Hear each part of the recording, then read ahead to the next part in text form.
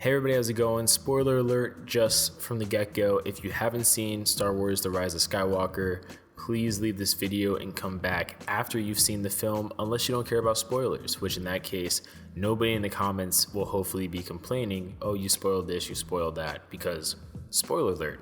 Now, getting on to the actual video, it appears that throughout the film, they teased and basically confirmed a leading theory from Episode 3, Revenge of the Sith.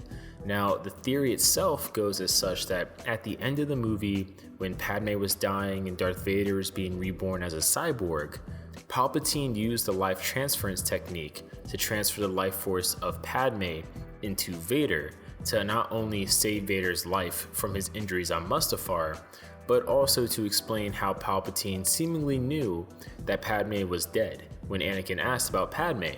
And then to make matters even more mysterious, Palpatine, being the manipulative person he is, used the words, "she lost the will to live," which is very odd for Palpatine to know as much as he did, coincidentally along the same time the stuff with Vader was happening, especially for people that were really looking into this theory. They noted things like changes in Darth Vader's breathing and heart rate. It was a theory, a leading theory for many, many years after that movie came out. And seemingly with the events of Star Wars The Rise of Skywalker, those theories were confirmed.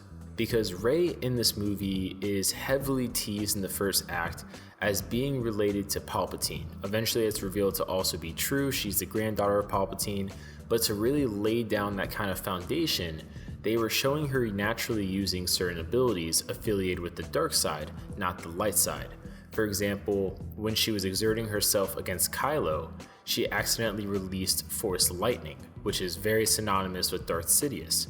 And at the same time, more or less the same kind of scene, she healed a creature. She also heals Ben Solo as well in the film.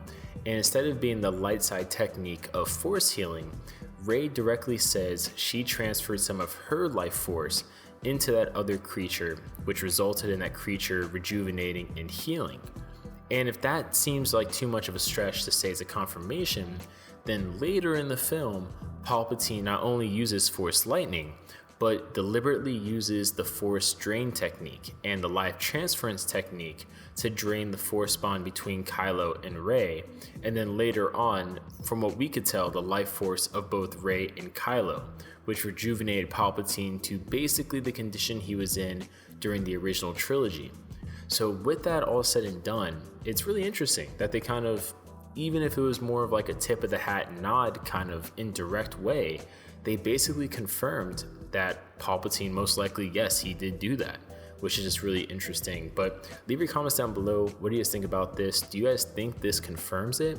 And what else about The Rise of Skywalker did you either like or dislike? Leave your comments down below, and we'll see you guys later.